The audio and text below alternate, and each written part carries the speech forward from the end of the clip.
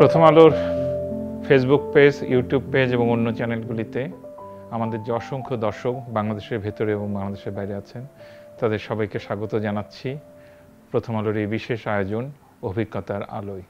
এই অনুষ্ঠানে আমরা আমাদের পথিকৃৎ, আমাদের জাতির বিবেক এবং যাদেরকে আমরা সর্বজন শ্রদ্ধা মনে করি এমন মানুষদের কথা শুনি। আজকে আমার পরম সৌভাগ্য, আমি সম্মানিত বোধ করছি, সৌভাগ্যবান মনে করছি যে ফেরদৌসী রহমানের সঙ্গে আমি আছি। ফেরদৌসী রহমানকে আপনাদের সঙ্গে পরিচয় করিয়ে দেবার কিছুই নাই। ফেরদৌসী রহমান আমাদের কিংবদন্তি শিল্পী, বাংলাদেশের সংস্কৃতি জগৎকে যারা আকার দিয়েছেন, স্বরূপ দিয়েছেন, তিনি তাদের একজন।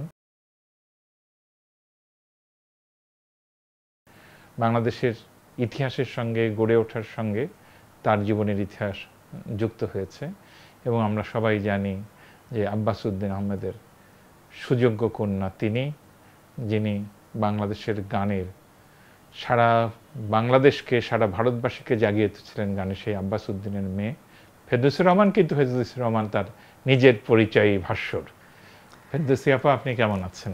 আমি ভালো আছি, খুব ভালো আছি। আপনি এত সুন্দর করে আমাকে ইন্ট্রোডিউস করলেন, আমি জানি না সব কিছু আমার প্রাপ্য কি না, তবে হ্যাঁ, গান গেয়েছি, এটা সত্যি কথা। আমি একটা সময় ভাবি যে শুধু গান গেয়েই যদি মানুষের এত ভালোবাসা পাওয়া যায়, তাহলে আরও অনেক কিছু করা উচিত বোধ হয়, মানে বড় ভালো কিছু আরও কিছু করা উচিত। না, শুধু গান গেয়েই তো মানুষের ভালোবাসা শুধু না, বাংলাদেশ বা একটা দেশ, একটা দেশের সংস্কৃতিকেও তো আমরা আকার দিতে পারি। কারণ দেশের মানুষ তাদের ভাষা খুঁজে পায়, তাদের স্বর খুঁজে পায়, তেমনি সুরও খুব তো একটা গুরুত্বপূর্ণ, তাই না? মানুষকে, মানুষের হৃদয়কে জাগ্রত রাখে, একটা দেশকেও তো জাগিয়ে তোলে। যেটা সত্যি কথা।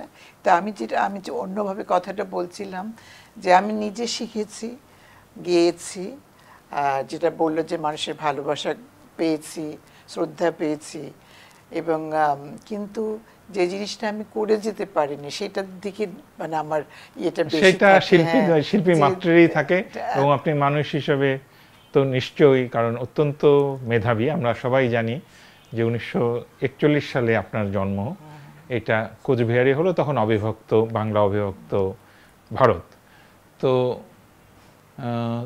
যখন কোচবিহারে জন্ম হলো, তারপরেই কি আপনি জন্মের পরপরই কি কলকাতা চলে গিয়েছিলেন? না, তার ঠিক পরপরই না, এই 3-4 বছর বয়সে বেশ কিছুদিন কোচবিহারে আমরা ছিলাম। কোচবিহারের স্মৃতি আছে আপনার কাছে? অনেক, এত বেশি স্মৃতি। 3 বছর বয়স থেকে অনেক। আমি ভীষণ, আমার শ্রুতিধর অ্যাকচুয়ালি খুব মনে থাকে। মানে মা বলতে, তুই এত ছোটবেলার কথা মনে রাখলি কি করে? যেমন আমার মানে গান গাওয়ার স্মৃতিটা মনে করো, 2 বছর কি 2.5 বছর হবে, আমার ঘুম পেলে আমি মার কাছে গিয়ে আঁখি পাতা ঘুমে জড়া এসে গানটা গাইতাম। তো মা বলে যে ঠিকই সেটা করতে। আপনার মায়ের অন্য আরেকটা গান কি আপনার গানের লাইন মনে আছে আপনার? মা তো অনেক গান গাইতো। মা তো এটা আমি গাইতাম মার কাছে, যে আঁখি পাতা ঘুমে জড়া এসে, নজরুলের গান। কারণ হচ্ছে ওই যে বলে আমাদের বাড়িতে সবসময় রেকর্ড বাজতো, গ্রামোফোন, কলের গান। সেটা তো আব্বার ইয়েতে পাওয়া। আমি তার মানে 1941 সাল থেকে 44 সাল পর্যন্তই প্রায় আপনি কোচবিহারে আছেন। তখন আপনার আব্বা কি কলকাতা শহরে গিয়ে এই গান গাইছেন, রেকর্ড করছেন? হ্যাঁ জি, এই আব্বা অন্য গান গাইছেন তখন। তখন আব্বার ক্যারিয়ার কিন্তু আবার শুরু হয়েছে আধুনিক গান দিয়ে। এটা কিন্তু অনেকেই জানি না। হ্যাঁ, আধুনিক গান গিয়ে তারপরে আব্বা নজরুল সঙ্গীত, পরের ধাপটা কিন্তু নজরুল সঙ্গীত। তারপরে আপনারা কলকাতায় গেলেন। কলকাতায় গিয়ে কোন পাড়াটায় উঠলেন মনে আছে সেই জায়গা? হ্যাঁ মনে আছে, সেটা ছিল বেনিয়াপুকুর লেন, 6 নম্বর বেনিয়াপুকুর লেন। এবং বেশ কিছু বছর আগে পরে, মানে এখন থেকে কিছু বছর আগে আমি গেছি ওই 6 নম্বর বেনিয়াপুকুর লেনে। স্মৃতি আমাকে টানতে টানতে নিয়ে গেছে ওখানে, যে আমি দেখি আমার সেই বেনিয়াপুকুর লেন ওই রকমই আছে কি না। কিন্তু এত বেশি বদলে গেছে যে আমার এখন মনে হয় না গেলেই পারতাম। আমার ওই স্মৃতির বেনিয়াপুকুর লেনটাই মাথায়। সবার হয় ছোটবেলায় যে মাঠটাকে অনেক বড় মনে হয়, যে রাস্তাটাকে বড় মনে হয়, বড় হয়ে গেলে মনে হয় কি অত বড় নয়। সেটা সত্যি কথা। কিন্তু পুরো মানে বাড়িটার যে একটা লেআউট ছিল, সেটাই গন্ডগোল হয়ে গেছে। আচ্ছা, আপনার আব্বা কাজী নজরুল ইসলামের গান করছেন, তখন তো কাজী নজরুল ইসলাম মনে হয় এরই মধ্যে অসুস্থ হতে শুরু করেছেন নাকি?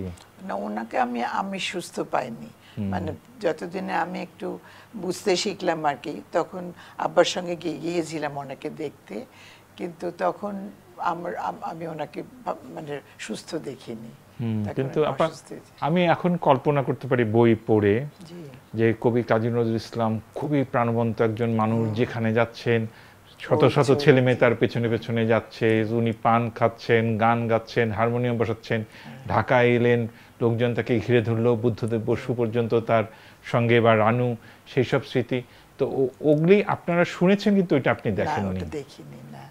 গেছি, মনে আছে ওনার বাড়িতে বসে আছে, কাগজ ছিঁড়ছেন আর তাকাচ্ছেন একটু পর পর, কিন্তু উনি ততদিনে একদম মানে বাকরুদ্ধ হয়ে গেছিলেন। আবার কাজী নজরুল ইসলামের এই জনপ্রিয়তার পেছনে আপনার আব্বার অনেক বড় ভূমিকা আছে। এটা আপনি বলছেন, খুব ভালো লাগছে শুনতে। আসলেও মানে বিরাট ভূমিকা আছে, কারণ এই যে আব্বাসউদ্দিন, নজরুল ইসলাম এবং ইসলামী গান, এই যে তিনটার, এবং জাগরণী গান, অনেক জাগরণী গান যেগুলো আব্বা গিয়েছেন, প্রচুর নজরুলের লেখা। তো এই তিনটা যদি ধরেন তাহলে দেখতে হবে যে ওই তিনটে ওতপ্রোতভাবে জড়িত। এবং তখন আব্বাসউদ্দিন নজরুল নালে হবে না, নজরুল এলো আব্বাসউদ্দিনের কথা বলতেই হয়। তখন এই ওমন রমজানের রোজা শেষে গানটার কথা মনে না করে আপনি থামতে পারবেন না। আমরা বাংলাদেশে আমাদের রোজা শুরুই হয় না যে যখন ওমন রমজানের ওই রোজার শেষে এলো খুশির ঈদ যদি আমরা না শুনি, আবার শুরুই হয় আসলে সবারই শুরু হয় যে ঈদের চাঁদটা দেখা গেল কি গেল না, যেই দেখা গেল সবগুলি টেলিভিশন, সবগুলি রেডিওতে একযোগে এই গান বাজতে শুরু করলো, আমরা আমাদের হৃদয়ের মধ্যেও কিন্তু এই আনন্দটা ছড়িয়ে পড়তে থাকলো। একদম সেটার পেছনে কাজী নজরুল ইসলাম এবং আব্বাসউদ্দিনের অবদান যেটা, এটা তো আমরা কোনোদিনও ভুলতে পারবো না। এবং অনেক গজল লঙ্ঘেরও গান আব্বা গেয়েছেন, নজরুলের লেখা, আসে বসন্ত ফুলবনে, এত পপুলার একটা গান। আর তারপরে এই হিন্দু মুসলমানকে নিয়ে আব্বার গান একটা আছে, বাংলাদেশকে নিয়ে আছে। তো এগুলো অনেকে আমরা জানি না, আমরা তেমন ভালো করে পড়াশুনো করিনি, কিন্তু যেটা আপনি বললেন যে নজরুল আব্বাসউদ্দিন যদি ইয়ে করে দেখা যায়, তাহলে বলা যায় দুজনকে কিভাবে যে ইয়ে করেছে, মানে কি বলবো, সেটা ঠিক আমি আমার মানে এত অল্প শিক্ষায় আমি হয়তো ভালো করে বলতে পারবো না। তারপর আপনি মানে আনুষ্ঠানিকভাবে গান শিখতে শুরু করলেন কি শৈশব থেকেই? হ্যাঁ, ছোটবেলা থেকেই বলতে গিয়ে যখন আব্বা কলকাতা থেকে যখনই ঢাকায় কুচবিহারে যেতেন, হ্যাঁ, সেই বারান্দায় বসতাম আমরা। তার মানে তো আপনি ভাষা শিখছেন, লিখতে শিখছেন, গান শিখছেন একসঙ্গে, মনে হয় হাঁটতেও শিখছেন একসঙ্গে। প্রায় বলতে গেলে তখন আব্বার কোলে বসতাম, আর এই তোরা দেখি যে আমি, তখন ওই গানগুলো আবার পপুলার হয়েছে, তোরা দেখি যে আমি না মায়ের কোলে, তারপরে ত্রিভুবনের প্রিয় মোহাম্মদ এলো রে দুনিয়ায়, এইসব গান আব্বা, তখন আমি 3 ভাই বোনকে নিয়ে আব্বা গাইতেন, আর পাশে মা বসে থাকতেন। তারপরে এইসব গান যখন শেষ হতো, তখন মাকে আব্বা বলতো, আলিয়া তুমি গান করো। তখন মা শুরু করলো রাতেরও ময়ূর ছড়ালো যে পাখা, এসব গান। তো আপনারা 2 ভাই 1 বোন? জি। তো বিচারপতি মোস্তফা কামাল, সম্প্রতি আমরা যাকে হারালাম, আমাদের খুবই প্রিয় মানুষ মোস্তফা জামান আব্বাসী, উনি তো প্রথম আলোর সঙ্গে বিশেষভাবে যুক্ত ছিলেন, কলাম লিখতেন, ভাবিও লিখতেন, আসমা আব্বাসী লিখতেন। আমরা তাকে আমাদের পরিবারের মানুষই গণ্য করি এবং ভুলব না। তো 3জনই কি আপনারা গান শিখেছেন? মানে মোস্তফা কামাল স্যার উনিও কি গান? ও কিন্তু সত্যি কথা বলি, মানে ওর নাম ডাকতাম দুলু, আব্বাসী ভাইয়ের নাম দুলু। তো দুলু ভাই আমাদের 3 জনের মধ্যে থেকে যদি বলেন, ও সবচেয়ে বেশি বোদ্ধা, মানে সঙ্গীতের ক্ষেত্রে। সঙ্গীতের ক্ষেত্রে, অন্য ক্ষেত্রে, আইনের ক্ষেত্রে, আইনের ক্ষেত্রেই না শুধু, আমি গানের ক্ষেত্রে যে কথা বলছি, সত্যিও আমাদের থেকে বোদ্ধা।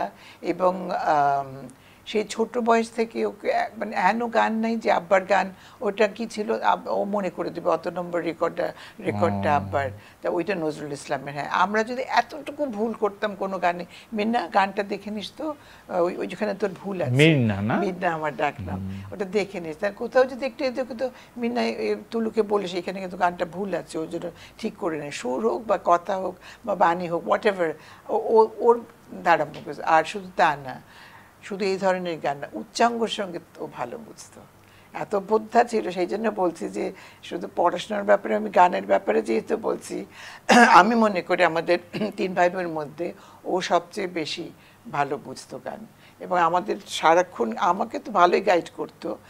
এবং আমি আমি মনে করি আমি ওর কাছে কৃতজ্ঞ সেজন্যে, কারণ আর তো কেউ তেমন করে গাইড করার ছিল না আব্বা চলে যাওয়ার পরে। অন্য সঙ্গীত শিল্পীরা ভালোবাসতো, স্নেহ করতো, হয়তো একটু কোনো সময় কেউ হয়তো আদর করে বুঝিয়ে, তো দুলু ভাই একদম শেখার মতো করে মেনে এইটা করতো। আরেকবার এমনকি আমাকে রবীন্দ্রসঙ্গীত তো শিখিয়েছে, রবীন্দ্রসঙ্গীত শিখিয়ে সে তার হলের অনুষ্ঠানে গাইয়েছে, মিনা চল আমার অনুষ্ঠানের গান আছে, তো এই রবীন্দ্রসঙ্গীতটা গান। আপনারা 47 সালে দেশ ভাগের পরে ঢাকায় চলে এলেন? জি, এসে উঠলেন পুরনো ঢাকায়? এসে উঠলাম জি নারিন্দা, 77 নম্বর ঋষিকেশ দাস রোড, 77 নম্বর। সেই সময়ের স্মৃতি আপনার মনে আছে? আপনি স্কুল যাচ্ছেন, কোন স্কুলে ভর্তি হলেন? সেন্ট আমি জেভিয়ার্স? তখন হ্যাঁ সেন্ট জেভিয়ার্স কনভেন্টে আমি ভর্তি হলাম, আর তার পাশে সেন্ট গ্রেগরিজে ভর্তি হলো আব্বাসি ভাই, তাতা আর কি। তো আর কামাল ভাই তখন ও কি কলেজে ছিল না ম্যাট্রিক, হ্যাঁ না তো তখন এই যে এখানে আমরা গুলিয়ে যাচ্ছে একটু। এনিভে আমরা 2 ভাই বোন এই কাছে গেছি। আমার কিন্তু আরেকটা ভাই ছিল যার কথা বলা হয়নি, সেই ছিল দুলু ভাই, আর তুলু ভাইয়ের মাঝখানে নীলু ভাই। এবং সবচেয়ে মজা যে ও যদি আজকে বেঁচে থাকতো তাহলে হয়তো আমাদের কথা আপনারা কেউ বেশি বলতেন না, ওর কথাই বলতেন। তার কারণ ও সাংঘাতিক একটা তীক্ষ্ণ বুদ্ধি সম্পন্ন বাচ্চা ছিল, আর প্রত্যেকটা গান আব্বার গান, ভাওয়াইয়া গান, মানে কত বছর বয়সে চলে গেছেন? ও ঠিক আমার আমার জন্মের কয়েক মাস আগে মারা গেছে। আপনি দেখেন? আমি দেখতে পাইনি। ওর টাইফয়েড হয়েছিল সেই সময়, এবং তখন টাইফয়েডের ওষুধ বেরোয়নি তেমন করে। হ্যাঁ, তো ওর নাম ছিল নীলু, এবং দাদাজি ওকে অসম্ভব ভালোবাসতেন। খুব বুদ্ধিমান ছিল, এই জন্যে খুবই বুদ্ধিমান ছিল। আর ভাওয়াইয়া গান যে গাইতো, অপূর্ব নাকি গাইতো, সবাই তাই বলে নীল থাকলে তোদেরকে আর কেউ বুঝতো না। আমি একটু আগে এই রেকর্ড শুরু হওয়ার আগে বলছিলাম যে আমার জন্ম নীলফামারী, একদম শৈশব কেটেছে রংপুর শহরে। আমরা ভাওয়াইয়া আমার মানে এটা স্মৃতির মধ্যে, রক্তের মধ্যে আছে, কারণ এই রংপুর রেডিওতে তিস্তাপাড়ের গান হতো। আর তখন ঢাকা বেতার থেকে আপনার গানগুলি সব বাজতো, ও কি গাড়িয়াল ভাই, তাই না? ফান্দে পড়িয়া বাগা কান্দে রে, নদী না যাই রে বইদ, জি বইদ, এই গানগুলো আমাদের তো স্মৃতির অংশ। ভাওয়াইয়া গান তো খুবই জনপ্রিয়, খুবই মর্মস্পর্শী। তারপরেও এই গানগুলিকে জনপ্রিয় করার পেছনে আব্বাস উদ্দিন এবং মোস্তফা জামান আব্বাসী এবং আপনার ফেরদৌসী রহমানের অবদান খুব বেশি। এবং একটা যে সিনেমা হয়েছিল, যে সিনেমায় আপনার কণ্ঠে আমরা ভাওয়াইয়া গানগুলো পেলাম, আসিয়া, প্রথম ছবিটা আসিয়া এখানে তৈরি হলো। আর নাজির আহমেদ সাহেব তখন ছিলেন এটা ডাইরেক্টর, এবং ওনারই সব প্রডিউসার, ওনারা সব ছিলেন। তো তখন ওই গান একটা ডুয়েট গান একটা ছিল, দেওয়াই করছে ম্যাগ ম্যাগালি তোলাইল পুবাল বাউ। তো আমি আর তাতে আব্বাসি ভাই করলাম আর কি ওই গানটা প্রথম। তারপরে ওমর কালার, এই কালারটা আমি সোলো গাইলাম ওই ছবির জন্য। যদিও ছবিটা রিলিজ হলো অনেক পরে, কিন্তু ওটাই এই দেশের প্রথম ছায়াছবি ছিল আর কি। তারপর আপনি প্রথম মঞ্চে গান গেয়েছেন অতি শৈশবে, তাই তো? একদমই ছোটবেলায় প্রথম, মানে স্মৃতির মধ্যে যা আছে সেটা ছিল কলকাতায় আপনার ইয়েতে, ওটা কি মুসলিম ইনস্টিটিউট হলে, সেখানে বিরাট অনুষ্ঠান, আব্বাকে গান গাইতে হবে। তো সেই সময় যেহেতু একটু একটু গাইতাম আমি, তো ওই কোথাও গান হলে আব্বা আমাকে বগল দাবা করে নিয়ে যেত। মানে আব্বার কিছুটা গর্ব হতো, মজা লাগতো বোধহয় যে মেয়েকে দিয়েও গাওয়াবে নাকি। তখন আব্বা আমাকে ওরকম একটা অনুষ্ঠানে নিয়ে গেলেন। আমি গিয়ে দেখি হল ভর্তি মানুষ, ভর্তি লোকারণ্য। তার মধ্যে আব্বা বলছে, মাগো তোমাকে একটা গান গাইতে হবে। আমি বলছি আব্বা না, বলে কি হ্যাঁ চলো, মজা করতে করতে নিয়ে গেল স্টেজে তো নিয়ে গেল। তারপরে আসলো মাইক্রোফোন, তারপরে দেখা গেল যে আব্বা পাশে টেবিলে হারমোনিয়াম নিয়ে আমাকে বাজাবে আর আমি গাইব। তো আমি গাইব কোনটা, খুব একটা রোমান্টিক গান, শুধু কাঙালের মতো চেয়েছিল তার মালাখানি। তারপরে তো গাবো তখন এরকম ধরনের মাইক্রোফোন ওখানে হচ্ছে, আমি এতটুকু মাইক্রোফোন আমি শুধু কাঙালের মতো চেয়েছিল, ধরতে পারছি না মাইক্রোফোন।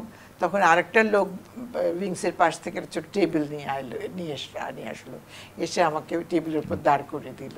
তারপরে গাইলো ফেরদৌসী, শুধু কাঙালের মতো চেয়েছিল।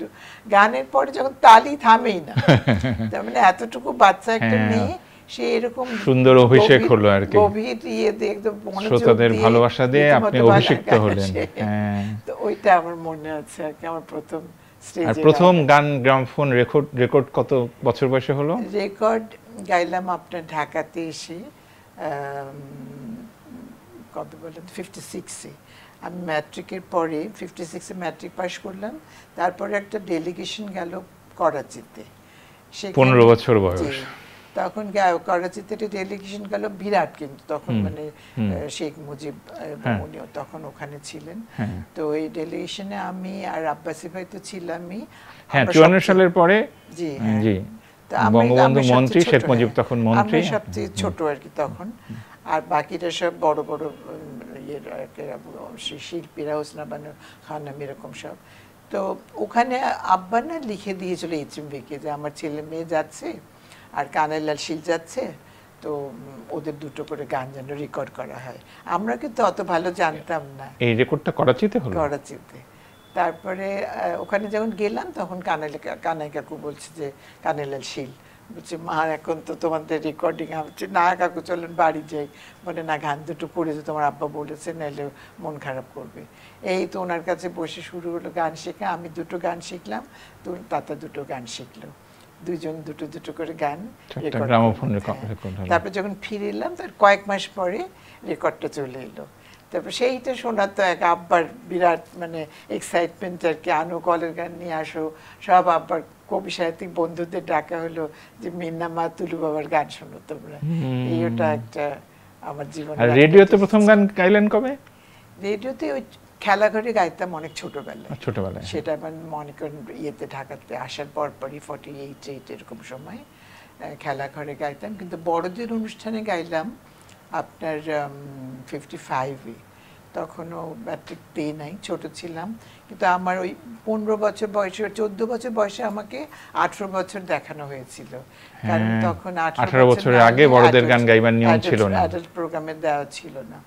তখন আমার প্রোগ্রাম শুরু হলো একটা ক্লাসিক্যাল আইটেম দিয়ে, টোরির আগে খেয়াল গিয়েছিলাম, আমার মনে আছে ক্লাসিক্যাল। তারপরে আস্তে আস্তে একটু ভাওয়াইয়া গাই, একটু বলদি গীতি গাই। তারপরে আস্তে আধুনিক গান, আধুনিক গান শেখালেন আবু হেনা মুস্তাফা কামালের লেখা।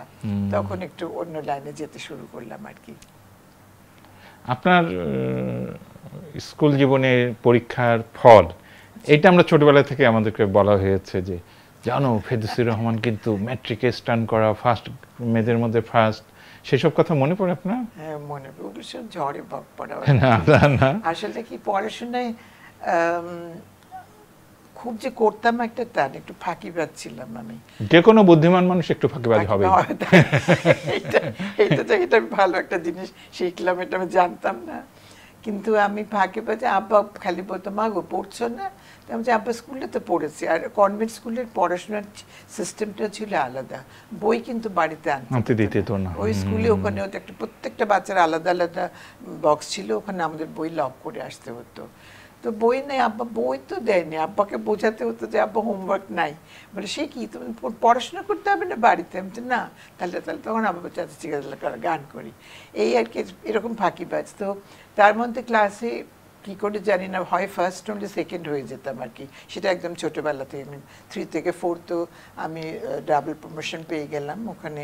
আব্বার কথা বলি যে ইংলিশ মিডিয়াম স্কুল, তো কনভেন্ট তো আপনি জানেনই, তো ওখানে বাংলার কোনো ইয়ে নেই। তো আমার তো ইংলিশে জ্ঞান অত না।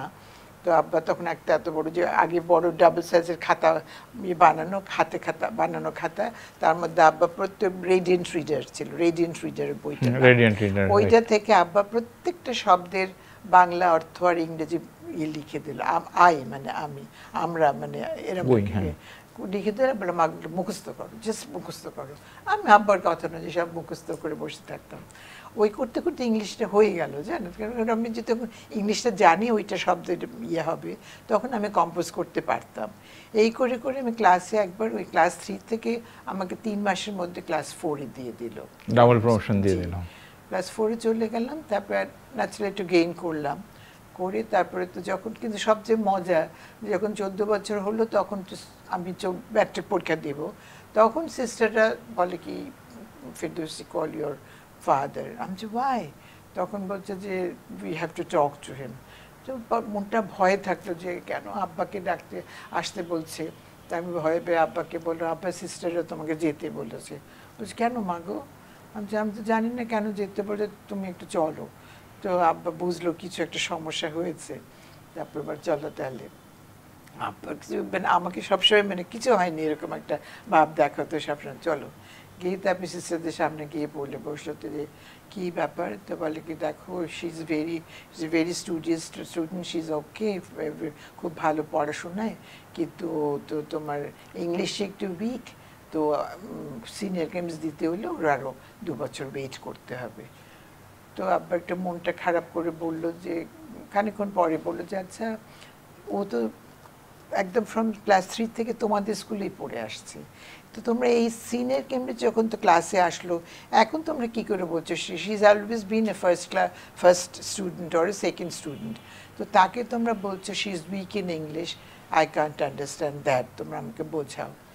তখন বলছে যে আমাদেরও হয়তো স্ট্যান্ডার্ডটা অত আপ টু সিনিয়র কেমিস্ট স্ট্যান্ডার্ডের নয়, কারণ বেশ কয়েকটা বাচ্চাই আটকে গিয়েছিল। তারপর আবার বাসায় গেলাম, মনটা আমার খারাপ, আব্বারও একটু খারাপ যে আবার 2 বছর এখানে স্কুলে। তারপর বলছে ঠিক আছে মাগো তুমি চিন্তা করো না, চলো বলে পরের দিন আমাকে বাংলা বাজার স্কুলে নিয়ে গেলেন। গিয়ে ওখানে ওই তখন কিটিয়াপা ছিলেন প্রিন্সিপাল, তা গিয়ে বলছে যে আচ্ছা ফেরদৌসীকে যদি দেই স্কুলে, আপনি কি ওকে ম্যাট্রিক পরীক্ষা দিতে পারবেন? মাত্র 5 মাস বাকি তখন ম্যাট্রিক পরীক্ষায়। তো বলছে হ্যাঁ পারবো না কেন, ইংলিশে যতটুকু ওখানে করেছি তার থেকে ভালো তো এখানে করবি, বলেই বাহুল্য। তারপর ওখান থেকে ম্যাট্রিক পরীক্ষা 5 মাসে বাংলা বাজার স্কুল থেকে, ইংলিশ মিডিয়ামে, কিন্তু বাংলা বাজার স্কুল থেকে। ওই উনি প্রিন্সিপালি আমাদের বেশিরভাগ সময় পড়াতেন, আর আমার সাথে আমার আরেকটা বন্ধু ছিল। এই দুজনে মিলে পরীক্ষা দিলাম, দিয়ে তো যাই রেজাল্ট মানে অদ্ভুতই ছিল যে কি করে ফার্স্ট হয়ে গেলাম মেয়েদের মধ্যে। আর আব্বারও এটা ধারণার বাইরে ছিল। তারপর আপনার ভালো রেজাল্টের পরে কি এই চিন্তা সবাই মিলে করলো যে একে একটা ভালো জজ ব্যারিস্টার বানাতে হবে, অথবা ডাক্তার ইঞ্জিনিয়ার বানাতে হবে, অথবা তাই না পিএইচডি করাতে হবে? না, কেউ আব্বার অনেক স্বপ্ন ছিল, মানে মেয়েটাকে দিয়ে যে কি করবে। আমি একদিন আচ্ছা মা গো শোনো, তুমি যদি সিএসপি অফিসার হও কেমন, তখন তো সিএসপি তাহলে কেমন হয়, পারবে তুমি? আমি তো হ্যাঁ পারবো আব্বা, কিন্তু আমি সিএসপি অফিসারদের ভালো লাগবে না। কেন? বদলির চাকরি, এখানে যাবো ওখানে যাবো, তাহলে তো হ্যাঁ এটা ঠিক বলেছিল, তো গান হবে না। গানটা কিন্তু at the back of his mind ছিল যে ওটাকে করতেই হবে। তারপরে হয়তো আরেকটা শুরু করলো হয়তো, তারপর মাগো এটা হলে হয় না, এটা হতে মানে তার মেয়েকে সব কিছু করাবে, এই হলো কথা, কিন্তু আলটিমেটলি গানটা করতে হবে, এটা তার মাথায় ছিল। এবং সেই জন্য সব রকম চেষ্টা, উস্তাদানা, তারপরে বিভিন্ন ধরনের রেকর্ড কিনে দেওয়া, এই গানটা শেখো, সন্ধ্যা মুখার্জির গান আব্বার খুব পছন্দ, আসো এই গান তোলো। তারপরে নজরুল সঙ্গীত তুলতে হবে, আব্দুল চাচাকে ডেকে এনে তুমি দেখো তুমি আমাকে কিছু মানে যেগুলো সবাই গায় না এরকম কিছু গান দাও। আচ্ছা বলছে ঠিক আছে, আমি তো তুলে দিতে পারবো না, তা আমি না কিছু রেকর্ড এনে দিচ্ছি। একটা জিনিস আমার মনে হচ্ছে, অবিভক্ত বাংলায় বা মানে ভারত যখন এক দেশ ছিল, তখন তো উনি প্রায় সর্বভারতীয় জনপ্রিয়তাই অর্জন করেছিলেন। যখন পূর্ব পাকিস্তানে এলেন তখন উনি কি করতেন? আব্বা তখন ওই ছিল অ্যাডিশনাল সং পাবলিসিটি অর্গানাইজার ছিলেন, একটা সরকারি চাকরি। সেটা। উনি বেঁচে ছিলেন কত সাল পর্যন্ত? 59। আপনার বয়স তখন অ্যাকচুয়ালি বেশি না তো? না, আমি তো আব্বাকে অনেক ছোটবেলায় হারিয়েছি, বেশ 18 বছর বয়স। তখন মাত্র ইউনিভার্সিটি ঢুকেছি আর কি, সেকেন্ড ইয়ারে। তখন আব্বা, এটা আমাদের জন্য একটা অমূল্য ক্ষতি হয়ে গেছে, অপূরণীয় ক্ষতি। ওইটুকু সময়ের মধ্যে আব্বার স্বপ্নের শেষ ছিল না, এই মেয়েকে, আর শুধু আমাকে নিয়ে না, 2-3 ছেলে মেয়েকে নিয়ে আব্বার অনেক স্বপ্ন। বড় ছেলেকে ব্যারিস্টার বানাবে, সে নিজে ব্যারিস্টার হয়নি। আব্বাসীকে নায়ক বানাবে, বা ও যা খুশি হতে চায়। কিন্তু আব্বার খুব ফিল্মের দিকে, নিজেরও তো খুব নায়ক হওয়ার শখ ছিল আব্বার, জানেন? ও দেখতে তো হ্যাঁ, আব্বা খুব সুন্দর, দেখতে ওই খুবই সময় হ্যান্ডসাম ছিল। খুবই সুন্দর। হ্যাঁ, তো আব্বা ছায়াছবিতে কাজও করেছেন। তার মধ্যে আপনি গানে ভালো করছেন, ফার্স্ট হচ্ছেন, উচ্চাঙ্গ সঙ্গীত ভালো করছেন, আপনি পড়াশোনায় ভালো করছেন, আপনাকে নিয়েই তো স্বপ্ন দেখবে বাবা তো। অনেক স্বপ্ন দেন। আমার ভাইদের নিয়েও অনেক স্বপ্ন দেখলেন, যেটা বলছিলাম যে কামাল ভাইকে ততদিনে জাতীয় স্কলারশিপ পেয়ে চলে গেল। তো কামাল ভাই তারপরে লন্ডনে চলে গেল ব্যারিস্টার হওয়ার জন্যে। আব্বাসী ভাই ততদিনে MA পাশ করলো আস্তে ধীরে করে, ও বাংলা একাডেমি জয়েন করলো। কিন্তু ওরও শখ ছিল, চেয়েছিলেন উনি নায়ক হোক। হ্যাঁ, আব্বা চেয়েছিলেন যে অ্যাক্টিং এ যদিও যায় তাহলে ভালো করতে পারে, ও দেখতে ভালো ছিল। এইসব অনেক রকম। আপনার আব্বারও শখ ছিল? আব্বার শখ ছিল। আব্বা অনেক চেষ্টা করেছিলেন, যে আব্বা করেছে 2-1টা নাটক, মানে সিনেমাতে। খুবই সুন্দর সুদর্শন, নায়ক চেতেই ছিলেন। হ্যাঁ, হ্যান্ডসাম ছিল। আমার বাবা চাচারা সবাই খুবই খুবই ভালো দেখতে ছিল। আমার মা শ্যামলা ছিলেন। তো আমার দাদাজির কথা একটা বলি। দাদাজিও মানে খুব রসিক মানুষ ছিলেন, এবং উনি ফর্সা মানুষ ভালোবাসতেন, এবং উনি কালো মানুষ দেখতেই পারতেন না। এবং তার ছেলের বউ, আজকে দুনিয়ায় হলে আমরা এলাও করতাম না, ঠিক আছে? এবং তার বড় বউ, মানে আমার মা ছিল কালো। তার ন্যাচারালি একটা 3 সন্তানই ফর্সা, মানে আমার 3 ভাই কিন্তু ফর্সা। মেয়েটা হতেই হবে কালো, বুঝলেন? দাদাজির চোখের হয়ে গেল, এই এত সব ফর্সা লোকের মাঝে এই মেয়েটা কালো হলো কেন? আর এই মেয়েটাকে আব্বাস এত ভালোবাসবে কেন? আপনি কালো না, এটা একটা আপনার, আমি অসম্ভব কালো ছিলাম। আরে না, আপনার দাদা বর্ণান্ধ ছিল। এটা আচ্ছা, এটা গল্প, ভালো গল্প। ঠিক আছে, নিশ্চয়ই। দাদাজি তো আর আব্বাস এই মেয়েটাকে ভালোবাসে।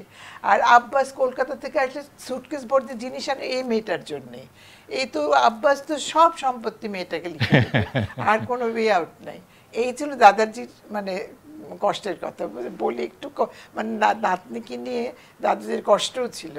কিন্তু যখন আমি ফার্স্ট হলাম, তখন আব্বার মানে কষ্ট এবং আনন্দ দুটোই কে থাকে। খালি বলতে, আজকে যদি বাবা বেঁচে থাকতো তাহলে মিন্নামাকে বাবা মাথায় করে নিয়ে নাচতো। কারণ পড়াশোনা সাংঘাতিক, মানে আপনার আমার দাদাজি পড়াশোনায় খুব, পড়াশোনার জন্য সবকিছু নিয়ে করতে রাজি। দুলু ভাই যাতে, বড় ভাই যাতে পড়াশোনায় ভালো করে, মাকে দাদাজি মাসির তখনকার 10 টাকা মানে অনেক, আলাদা আলাদা করে পাঠাতেন মাকে, যাতে দুলু ভাইকে আলাদা করে ডিম, দুধ, মাখন খাওয়ানো হয়, ওর যাতে মগজটা ভালো হয়, ব্রেনটা যাতে ভালো হয়। এরকম ছিলেন পড়াশোনা। তো সেই জন্য তখন আব্বার কষ্ট ছিল যে আমার বাবা কেন বেঁচে নেই, থাকলে আজকে মিন্নামাকে নিয়ে কোথায়। এখন কষ্ট পায় যে আমার বাবাই বেঁচে থাকলো না, আমার যা সামান্য কিছু। সেটাই তো আমি আপনাদের পুরো ফ্যামিলি তো সফল। আপনার ভাই প্রধান বিচারপতি হলেন। আমরা মোস্তফা জামান আব্বাসীর তো কথা, বাংলাদেশের সংস্কৃতি জগতে তার যে অবদান সেটা স্মরণ করি, তার যে কালেকশন, এই লোকগীতির এবং নিজে যে গানগুলি গেয়েছেন সেই সব, আর আপনার তো সাফল্য, খ্যাতি, অবদান সব মিলিয়ে আপনার আব্বা যদি আরো বেঁচে থাকতেন, এটা আপনি মিস করেন না? আব্বা যদি অনেক, সব সময় যখনই কোনো পুরস্কার পেয়েছি বা যখনই কোনো রেকগনিশন পেয়েছি, খালি মনে হতো যে আমার আব্বা থাকলে আজকে কত খুশি। যে আব্বা খুশি হয়েছিল, মানে আব্বা কষ্ট পাচ্ছিল যে মেয়েটা ভালো করলে, আমার আব্বা নাই কেন। আর আমি যখন পাচ্ছি, যখন আল্লাহ দিয়েছে আমাকে, অবশ্য না চাইতে আল্লাহ দিয়েছে, তখন ন্যাচারালি আমার কি মনে হতো না যে আমার আব্বা তো এগুলি চেয়েছিলেন, আমার তো এগুলো আমার একটাও চাওয়া না। এই পাওয়াগুলো কিন্তু আমার কখনো চাওয়া ছিল না, এগুলো আমার আব্বার চাওয়া ছিল, যে আমার মেয়েই করবে। আপনার গানগুলি, সিনেমার যে গানগুলো, সবই জনপ্রিয় হচ্ছিল ওই সময় প্রচন্ড। পরে যখন ভাওয়াইয়া গানগুলি সিনেমায় ব্যবহৃত হলো, ওগুলিও খুবই জনপ্রিয় হয়েছিল এবং রেডিওতে প্রায় প্রতিদিন বাজত। আবার আপনি পুরস্কারের ক্ষেত্রে দেখা যাচ্ছে যে আপনি স্বাধীনতা পুরস্কার পদক পেয়েছেন, স্বাধীনতা পুরস্কার পেয়েছেন, 21শে পদক পেয়েছেন, যত উল্লেখযোগ্য পুরস্কার সবই তো পেয়েছেন। তখন কি মনে হতো আমার, তখন কাকে মিস করতাম? তখন আব্বাকে মিস করতাম বেশি। আমরা মেরিল প্রথম আলো পুরস্কারও আপনাকে দিতে পেরে সম্মানিত বোধ করেছি, করব, এটা গৌরবের সঙ্গে আমরা স্মরণ করব। পরবর্তীকালে বাংলাদেশ আমলে এসে রেডিওতে, টেলিভিশনে আপনি যে এসো গান শিখে করলেন, সেইটা তো আবার আরেক জনপ্রিয়তা আপনার বাংলাদেশের ঘরে ঘরে সবাইকে দিয়ে দিল। এই প্রজন্মের শিল্পীরা প্রায় সবাই আপনার কাছ থেকেই গান শিখেছে টেলিভিশনে। বলতে গেলে শুরুটা আমার কাছে, সেটা আমার বিরাট মানে আমার সৌভাগ্য বলতে গেলে। কারণ সত্যি কথা বলতে কি, আমি সব যে আমার নিজের সব ইচ্ছার মধ্যে করেছি, আমি এটা চেয়েছি, আমি এটা করব, এরকম কিন্তু না। এটাই সবচেয়ে মজার, যে কোনো কিছু আমি এগুলো চেয়ে করিনি, এগুলো কিন্তু আমাকে করানো হয়েছে। যে গান শেখাতে হবে, আমি একদম একেবারেই মানে করতে চাইনি। যখন শুরু করলাম তখন মোটেও রাজি ছিলাম না আমি, যে আমি মোটে গান নিজে শিখছি, আমি ছাত্রী। তখন তো আমি জাস্ট ফার্স্ট একটা প্রোগ্রাম করলাম মাত্র টিভিতে, প্রথম দিন টিভি, আচ্ছা ফেরদৌসী বেগম গান করবে, ফেরদৌসী বেগম গাইলো। তার তো দুদিন পরে আবার কেন তাকে এসব গান শিখে করতে হবে, করবো না আমি, মন্টু ভাই প্লিজ আমি করবো না। তো উনি কাজ নিয়ে বিলেতে গিয়েছিলেন? ও গিয়েছিল পড়তে পড়াশোনা করতে, 10 বছর 10 ছিল ওখানে, ইঞ্জিনিয়ারিং করছিল, মেকানিক্যাল ইঞ্জিনিয়ারিং করছিল, একটু বাকি ছিল পড়া, সে যে জন্য আমার আবার যেতে হয়েছিল, গিয়ে 1 বছর থাকতে হয়েছিল ওখানে। তারপর ফিরে এসে উনি কি ইঞ্জিনিয়ারিং বিষয়ে ব্যবসা করলেন? দি ইঞ্জিনিয়ার্স জয়েন করলো। তারপরে ওখানে করতে করতে তো লাগলো, গন্ডগোল হলো, তখন তারপরে শুরু করলো নিজে একটা মতন করলো, কি বলে ওটা, ফার্ম দিলেন, নিজস্ব প্রতিষ্ঠান। জি জি, একটা কথা ভুলে যায় অনেক সময়। এনিওয়ে ওইটা করে ওটা বেশ কিছুদিন চললো, ভালোই চলেছিল। তো একদম পরের দিকে একা হয়ে গেল, ছেলেগুলো দুজনে বাইরে চলে গেল। ইন্ডাস্ট্রি ছোটখাটো একটা ইন্ডাস্ট্রি মতো করেছিল, সেটা বলতে চাচ্ছিলাম।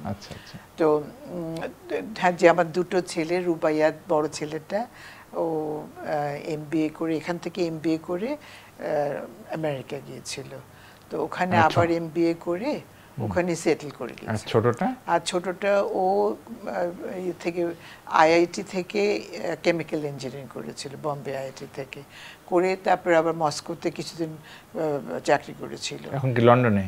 এখন লন্ডনে আছে। জি জি। এখন মোটামুটি বাসায় ঘরে বসেই কাটাচ্ছেন, গুনগুন করে গান করেন? চেষ্টা করি, আর ওটাই আল্লাহর কাছে একটু বলি যে সবই বন্ধ হয়ে যেত, ঠিক মানুষের মানে সময়ের সঙ্গে তো আর সব কিছু চলে না, একরকম থাকে না, একরকম পাওয়া যায়ও না।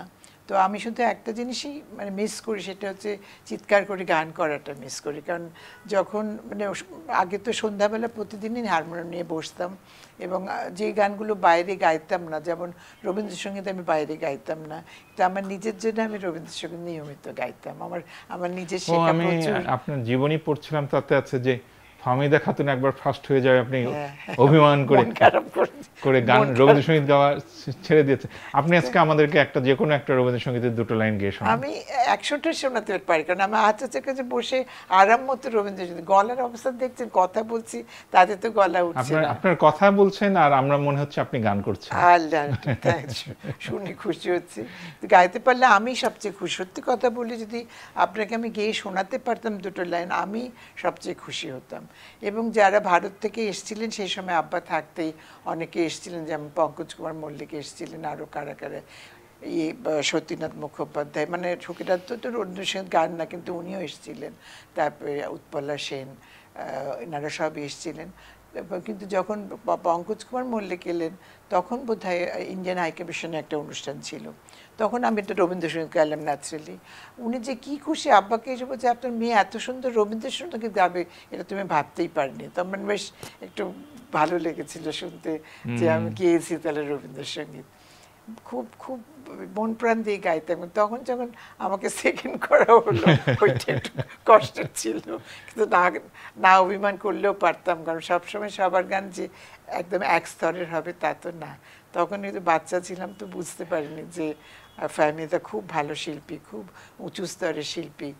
ফাহমিদাও আমাদের মেরিল প্রথম আলোতে আজীবন সম্মাননা পেয়েছেন। হ্যাঁ, ও তো অফকোর্স ডিজার্ভ করে, এবং আমি নিজেই ওর গানের ভক্ত, সুতরাং আমি আর কি বলবো। এখন যারা গান করেন তাদের গান কি আপনি শোনেন? হ্যাঁ সারাদিন তো নিশ্চয়ই আপনি গান শোনেন? শুনিও, সারাদিন না, কিছুটা সময় শোনেন। কিছুটা সময় এমনি নাটক দেখি।